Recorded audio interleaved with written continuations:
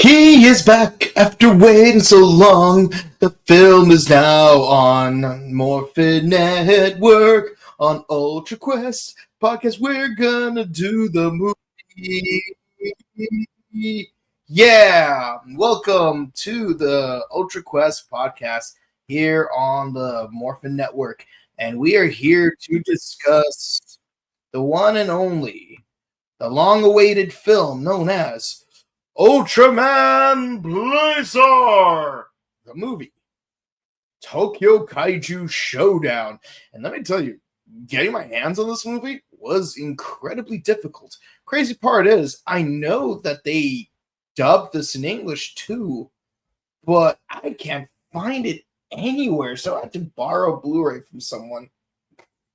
And the problem with watching it on Blu-ray is there's no English subtitles. So I had to do a lot of guesswork on trying to figure things out for this movie. But I think I got the gist of it. It took a little extra work for me to figure out the entire plot of this film. But I got it. I have it figured out for the most part. Here we go. Okay, so this movie takes place after episode 25. Well, after episode 25. It doesn't even specify how far after the show it aired. Here's what we do know. First 10 minutes of this 70-minute film is just a clip show of the entire 25-episode run of Ultraman Blazar. So that part wasn't too hard. We already discussed all 25 episodes back in fall and winter of 2023 through 2024. So it was just a matter of waiting for this film to come out. The film debuted in theaters in April, and here I am discussing it now that I finally have it.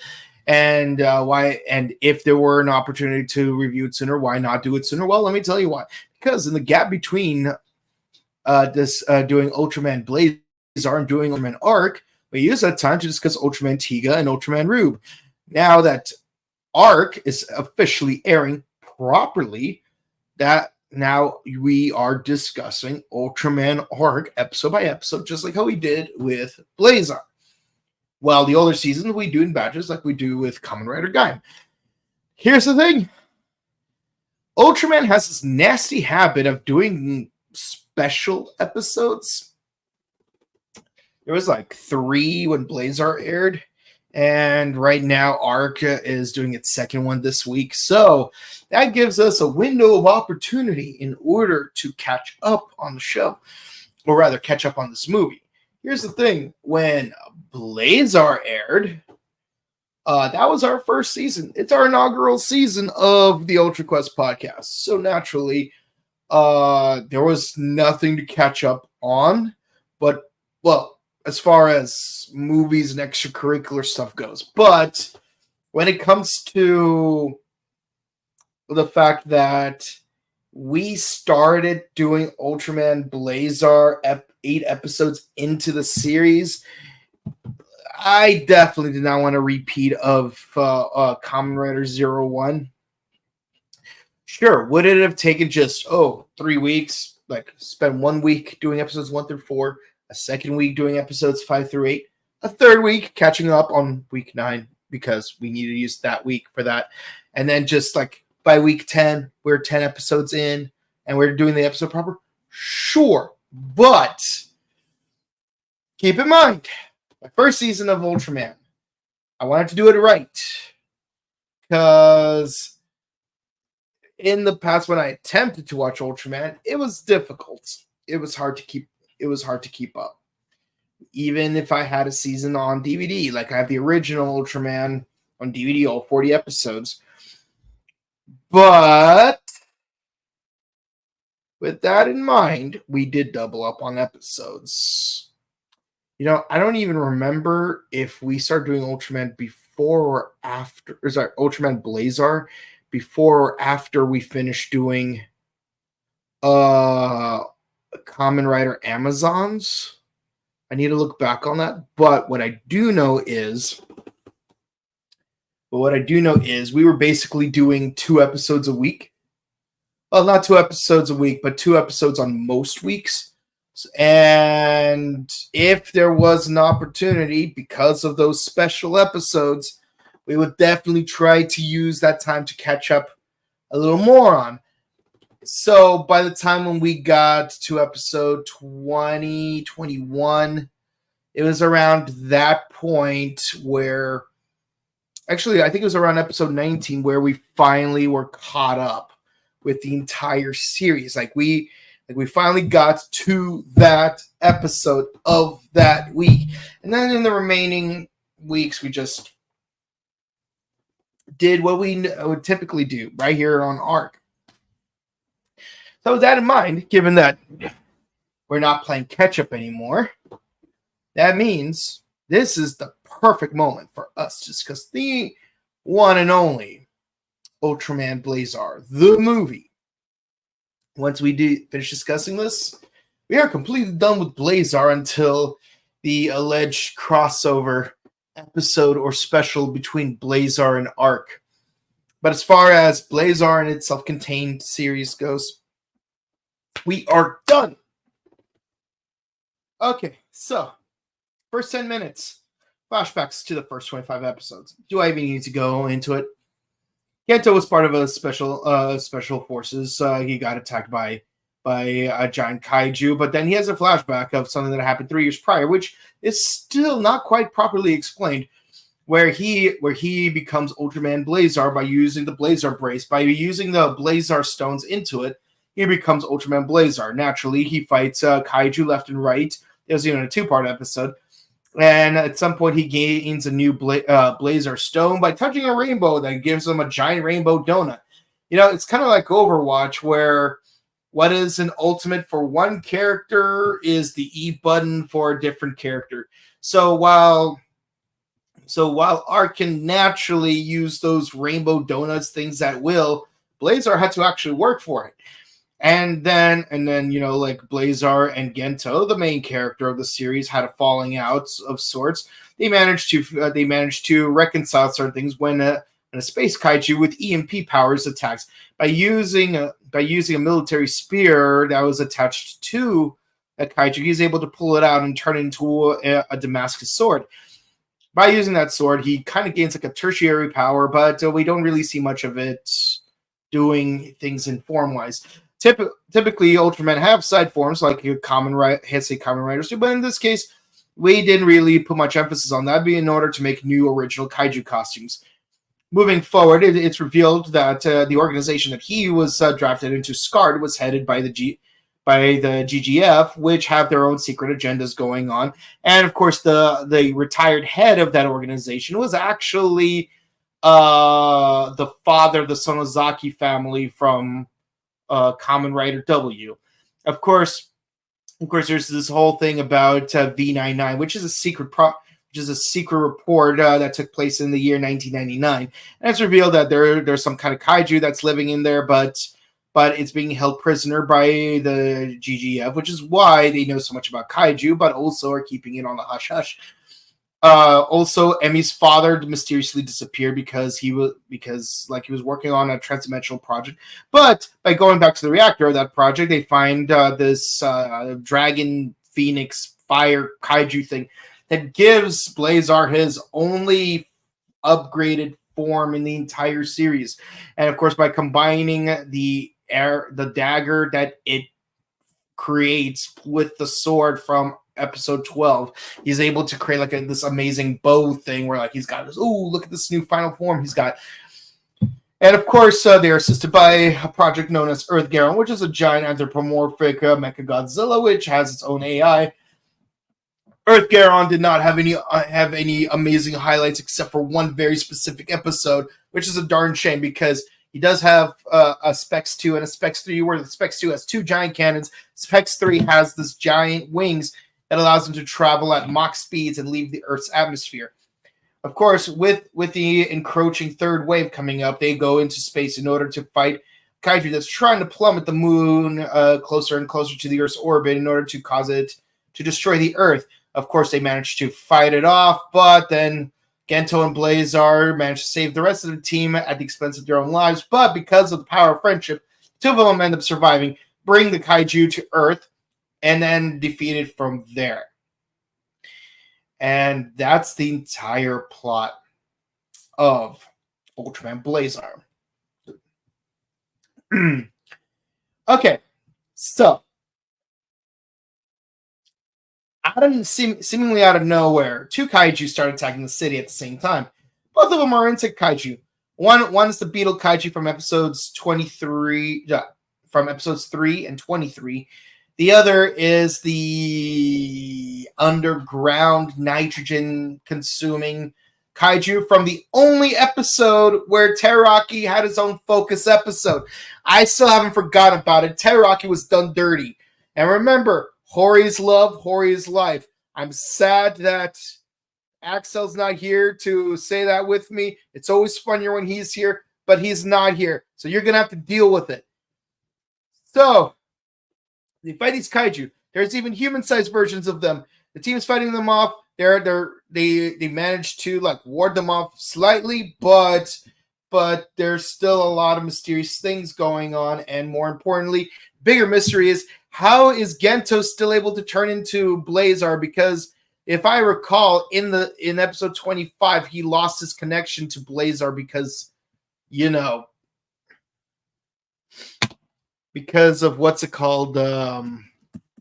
His Blazar stone was destroyed or something like that. I can't remember all the details. Look, when we finished the season, it was like January or February. I don't even remember what it was. But the point is, it's like I could have sworn he lost his connection to Blazar. And you'd think they would take the time in this movie to explain his reconnection with him. Nope, no such thing. Okay, so here's where we're continuing from there. So it turns out there might be a connection between these recent kaiju attacks and some organization called Necros. By the way, if you're gonna have some nefarious R&D organization, don't call it Necros. That's too on the nose, man. And of course, the head of Necros is this businessman who I could have sworn looked familiar. I wasn't able to put my finger on it, but I can't help but feel like I've seen him in Kamen Rider Drive. Unfortunately, Ultraman's Wikipedia page is very difficult to navigate, but I did manage to figure out that, yes, not only was this guy the mad scientist from Kamen Rider Kiva, the one that created those zombie Fangires that absorb the powers of other Fangires, like that one chick. Turns out he was also the thief, not Dopant. He was the thief Roidmude in Kamen Rider Drive. More importantly, Sokichi's father, Eisuke, was killed by this character, more or less. So, yeah, not to spoil Kamen Rider Drive, but I had to spoil the major plot twist in Kamen Rider Drive. This dude, I called it. And what's funny, I was thinking, isn't that the guy who played Freeze? No, he wasn't the guy who played Freeze, but I was damn close to it. They both showed up around the same point in time in the season. And yes, he was also in Osama Sentai King Oger as Rita's dad. So yes, both of Rita's parents were from Drive. We never mentioned it in King Oger, but here we are. Okay, I know Jared would have been here. He'd be like, "It should have been me. It should have been me." Okay. Yeah, and he has a son named Yuki. So yeah, it turns out Necros is creating this chemical that's supposed to like reinvigorate kaiju cells and potentially put them in terrestrial organisms to effectively make them immortal. Okay, here's the thing though. Primary function of a species and its organisms: survive. Because a species is not immortal, It has a secondary function, reproduce, so that even if the organism doesn't survive, the species will. It's inherent in our DNA. And if you're thinking this sounds a lot like Morgan Freeman from the movie Lucy, that's exactly what I sound like, because that part in the movie is actually true. If you're mortal, you don't need to reproduce, but if you are mortal, you do. And the reason why they brought it up is because, I don't know, like freaking Lucy is one hell of a movie. It was nuts. And then when she goes to 100%, it's like, it's not really clear what happened. But that's beside the point. Like, the point is, he said his wife is dead. So you're going to create zombie kaiju, basically, intentionally or otherwise. And then out of nowhere, their TV gets hacked by a kaiju that's batting about, oh, we want to take over Earth, but its environment is being destroyed by Necros, and we don't want to take over a planet that's being environmentally damaged, so you need to get rid of Necros and this chemical. And I'm like, at that point, we may as well pollute the Earth more so that you don't invade the planet. But more importantly, why are you sounding like an American college student? I'm suspicious you're not really a kaiju. Because, for one, I'm not saying kaiju are stupid, but surely, like, they wouldn't be able to so quickly mention such specifics like this company's name is releasing a chemical of this name. Like, you could say, you humans generalize, because, like, I'm pretty sure not all kaiju know human culture. You humans are destroying your environment with some kind of gas. That's what a real kaiju would probably sounded like. Nope. Too specific. So then this amalgamized kaiju attack. So it's like, it's got genetic material of a bunch of different kaiju from the season brought together, and it's attacking the city. And I'm going to be honest, I don't know why. It reminds me a little bit of Mesogog. So here we are. Like, Scarred. Yeah. Let's see. Special kaiju. Detachment. Anyways, it's been a while since I've watched this show. Like, I forgot all 5 letters of Scar, but the A in SKA is just the second letter of the word kaiju. So it's Special Kaiju Reconnaissance Detachment or Retaliation Detachment. Yeah, no, it's been a while. Special Kaiju Reaction Detachment. Okay, so I was close. It's like reaction is somewhere between retaliation and reconnaissance. So yeah. So I'm 1 letter off of figuring out the full name. It's been a long time since I've watched Blazar. But yeah, so Scarred is like scurrying around trying to figure out what to do. Earthy is back in action. So Earthy is just gonna like try to take care of things in the meantime. So we find out that this kaiju broadcast is happening somewhere inside the Necros building.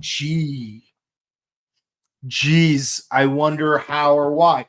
So we find out 2 things. One, the guy it was a human causing this. So some dude who's a corporate spy just takes this canister of this new chemical and like he runs off to the rooftop. Incidentally, another duo from Scarred, because 4 members split off into 2 groups. They find out that yes, this mysterious blue kaiju is actually a kid in a tiki mask, basically. So when they get to the rooftop, turns out that this masked person was actually the CEO's son. And he's like, you. Oh, and before they make the run for it, there's also like a TV broadcast. It's like you humans, like you adults with your tax-paying dollars are funding this destruction of Earth. I'm like, okay, how would a kaiju know anything about taxes? It really feels like this is some college student being like trying to like recreate certain things that happened in 1997 that I will not say the name of. Like, this sounds a little too like someone spent way too much time on Reddit or 4chan or whatever those blog sites are. Okay, I'm gonna be honest. Never used Reddit. I watch Ask Reddit videos on YouTube while I'm driving. That's it. Like, yeah, it's like hey Reddit, like ask Reddit. Hey, what was the worst wedding experience you've been to, or what's the worst customer service experience you've been to? What's an example of begging choosers? Like people who got revenge on a friend. Like how did it happen and how do you feel? You know, that sort of thing. I respect that, but there's like seedier parts of the internet that I just do not tread because I'm not interested in those kinds of people because they tend to be but that's exactly what these people sound like, right? What this kaiju sounds like. And wouldn't you know that kaiju was really the president's 12-year-old son? And he's like, you don't care about me or my deceased mom. You just care about work. I'm like, what? What? Okay, maybe daddy wasn't there, but he did take you to the fair. You know, at least he changed your underwear. You know, like maybe you weren't baptized or criticized when you were jazzercised, when you were ostracized, or when you were circumcised. But surely daddy was there to take you to the fair and change your underwear. Nope. Yeah. So the dude who had the container, like he tries to shoot at the kaiju because scared greedy person knocked aside. And as for the little kid, he's like, embrace me. And the kaiju just like noms him like in such a cartoonish way. I don't even get that. Okay, things get a little, and for some reason the kaiju just transforms. They don't even like it doesn't even consume the actual chemical. Like, what is the chemical even for in relation to this kaiju? So it noms this kid, and somehow by nomming this one kid, it becomes more powerful. And you know, it's attacking the city, so naturally Scar has to react to the special kaiju attack.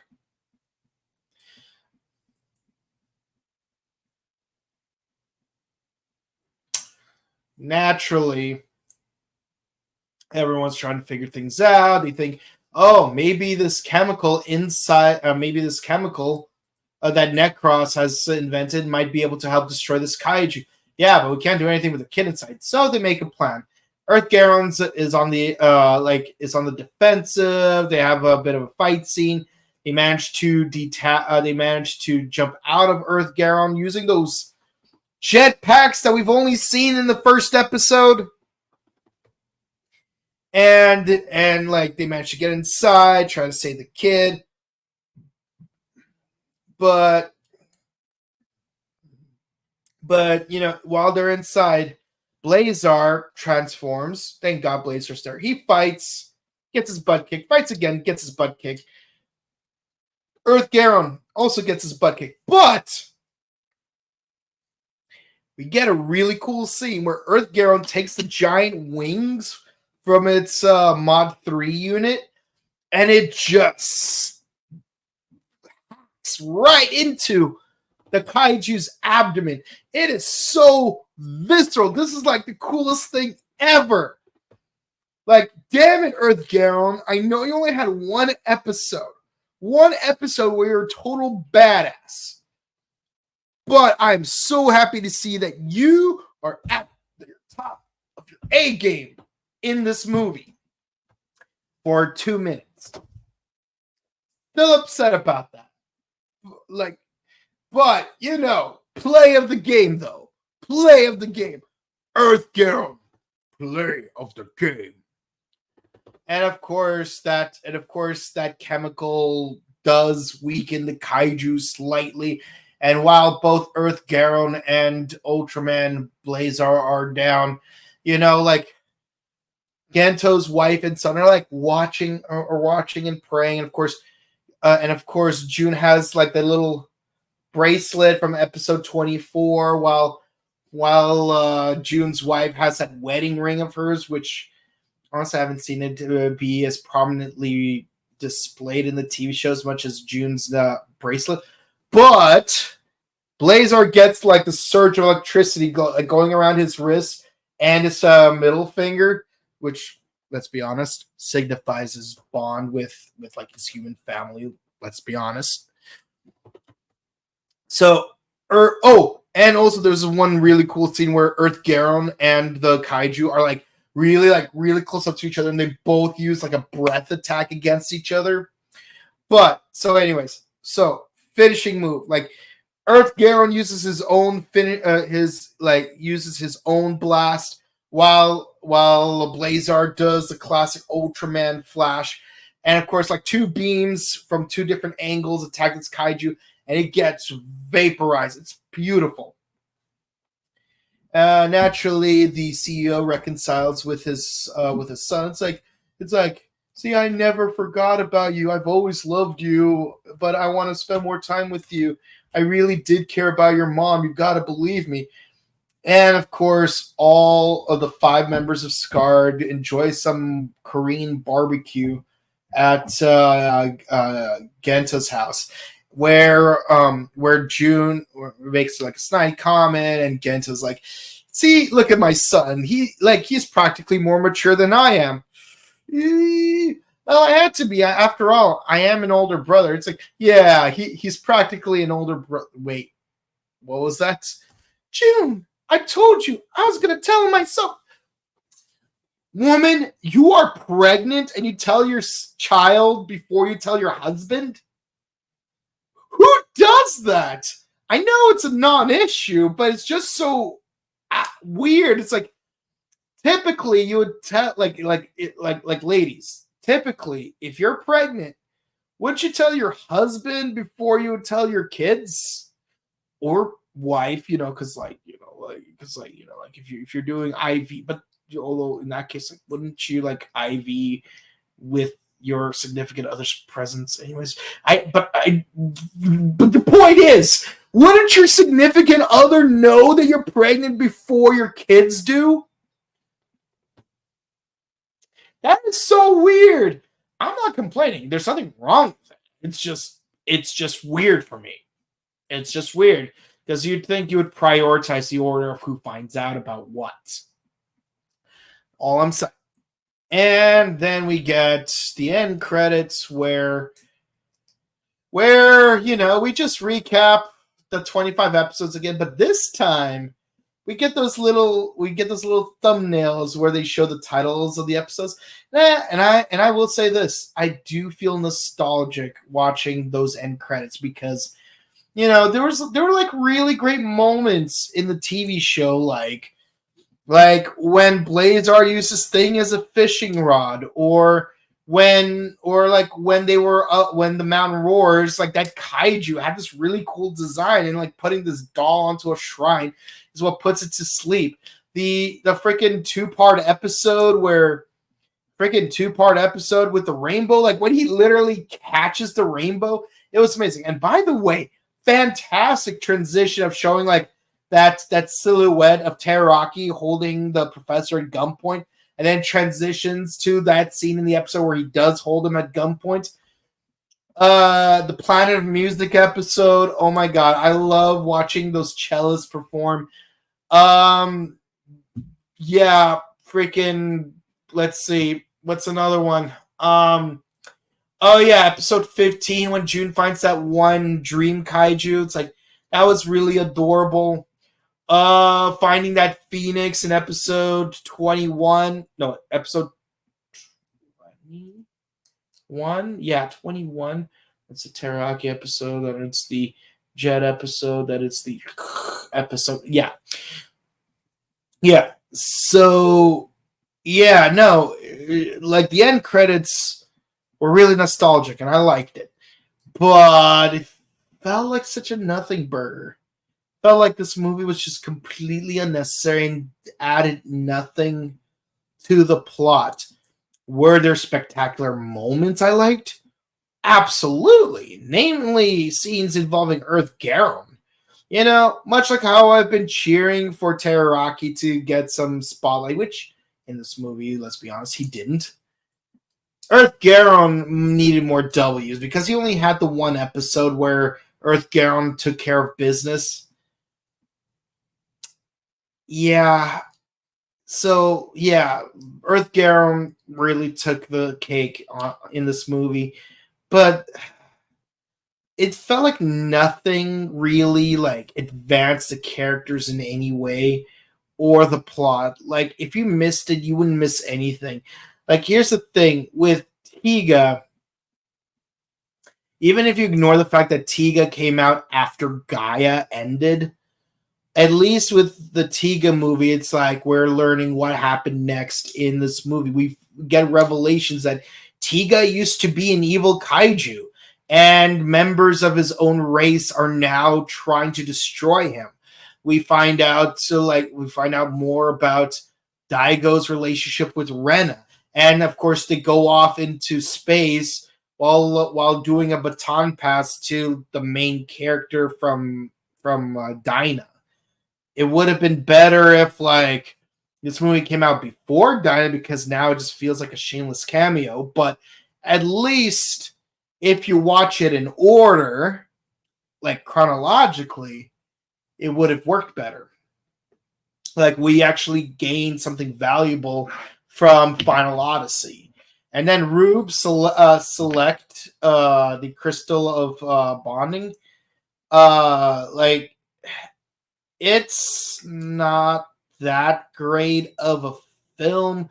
Geed showed up from out of left field, but at least it dealt with something very important. It dealt with the relationship of the three siblings and what they wanted to do in life because even though Rosso was like the main Atsuki was like the main character even more so than Izumi, at least Atsuki like he was genuinely like uncertain, like what am I doing in my life, what do I want to do with my life. And yes, we finally get Asahi becoming an Ultra, and it was fantastic seeing her finally become an Ultra because it's always been about three siblings and now three siblings are working together. But here it's like, aside from some cool scenes with Earth Garon, what do we really gain from this movie? Also, what did we gain from this villain? This is such a boring villain. It's literally just okay. I like the idea that a kaiju is actually a zombie chimera of a bunch of other kaiju. That's fine. But the fact that the main villain is just a little kid who got a little too upset with his dad, I don't know. I just like in theory it's not an issue. The problem's the execution. The motivation felt too superficial. Maybe if instead of being a kid, like he was maybe in his 20s, I think he was like harboring years of resent, that might have been interesting. Or if the kid was a little bit younger, but I don't know, had some kaiju powers of his own. Like maybe he was exposed to some kind of radiation or inhaled that chemical that the father was working on that allowed him to manipulate kaiju or become one. That would have been interesting. Like if you've ever seen the third Pokemon movie, Spell of Unknown, the main villain, if you like, I mean, not the main villain, but the main antagonist was basically a little girl who lost her mom. Little girl. She was like maybe 5, 7 years old. but she was dealing with PTSD, and she just happens to have access to reality-bending Pokemon that turn her traumatized fantasy into reality. That was such an interesting concept, especially in a kid's film. And if they just made a live-action version of that for this movie, I would have happily embraced it so much better than what we really ended up with. Were there some decent jokes? Yeah, kind of.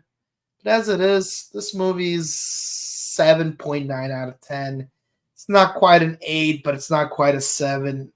It could have been a lot better. But at least we're finally done with Ultraman Blazar for real this time. Because we finally did the movie. And then next week we can continue with Arc, which I hope will have much more interesting second half than Blazar did. Well, honestly, Blazar's second half wasn't too bad. The final episode was the disappointment. But this movie felt a little more disappointing. Aside from some choreography, didn't add anything to the plot. Yay, you finally got the film in. Yeah. Not gonna lie, a little mundane, but Earth Garon was really savage. Love it. Yeah, again, it's the best part of the movie. The Kaiju High-Key makes me think of Mesogog from Dino Thunder. Yeah, like a lot of the features felt very similar to Mesogog. Like, especially like Mesogog from the final episode of Dino Thunder. That's exactly what it felt like. You know, like where he's like cloning himself and he lost his damn mind. It's like, Yeah, but you know, we're done. We're done with Blazar. This is it. We're finally done. And of course, this movie review can be found on the Blazar playlist. So I know it's gonna look really weird. We're like episode 25. We got the slideshow we usually do at the end, and then it's like, oh, you're like all the way down here. Yep, that's kind of how it works when you're doing a current season of something. You just do the clip show, you do the slideshow at the end of the TV season. Anything comes out afterwards, just deal with it like it's a typical episode. Unfortunately, with legacy seasons that we're like going back towards, yeah, of course, like we're gonna do the slideshow at like the epilogue movies because they already came out as we were going through it, so there's no reason to wait a long time for it. It's already there. But, with that said, if you enjoyed watching us talk about Ultraman Blazar or even Ultraman Blazar the movie, please be sure to comment, like, and subscribe to us and follow on YouTube, Facebook, Twitter, Instagram. Ding the bell icon to stay notified for our latest videos, and also be sure to share our videos because it really helps us out with the algorithm. We do Ultraman Arc on Mondays, Kamen Rider Gavu on Wednesdays, Bakuage Sentai Boom Boomger on Thursdays, and Kamen Rider Gaim on Sundays. This week we're doing Boom Boomger on Friday instead of Thursday because this Thursday is Halloween. So we hope you guys manage to enjoy your time off. We'll put on a nice costume, get some good candy, go to a fun, safe party, and get home safe. Just remember to stay safe, stay hydrated, update emergency kits, hug your loved ones. And of course, check out our sister channel, The Buttery Show, where we do various movie reviews. And with 3 days left in the month of October, we may or may not do a surprise film sometime this week. And of course, if you want to follow my personal content, you can find me on Instagram at Boken_Kabuto and on Twitch at twitch.tv/BokenKabuto. With all that said, guys, we wish you all a happy Halloween. We'll see you on Wednesday on Devil's Night. And we hope to see you again real soon. Goodbye.